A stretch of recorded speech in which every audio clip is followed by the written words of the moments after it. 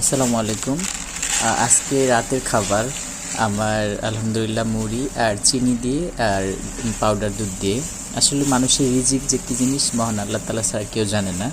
তা আমি মাগরিবের নামাজ পড়ে, আজকে ফ্রাইডে বলে মাগরিবের নামাজ পড়ে একটু শুয়েছিলাম। তো ভাবলাম খালা রাত তো এভরিডেই খাবার পাঠায়, তো আজকেও পাঠাবে। তারপরে আমি উঠে এসার পরে তারপর খাবার এনে খাবার খেয়ে তারপরে আবার শুয়ে পড়বো রাতে আর কি। তো ঘুম থেকে উঠে নিচে গিয়ে মাগরিব পরে ঘুমাইছিলাম, ঘুম থেকে উঠে নিচে গিয়ে দেখি যে খালা খাবার পাঠায় না। তখন রাত বাজে প্রায় 10:30টার মতো। তো খাবার পাঠায় না, খালাকে এসে ফোন দিলাম, খালা ফোনও ধরে না আর রিসিভ করে না, কল ব্যাক করে না। তো যাই হোক, হয়তো বা খালা গ্যাস নাই এই জন্য রান্না করতে পারে না, এই জন্য খালা কী বলবে এই জন্য আর ফোনটাও ধরতেছে না। তো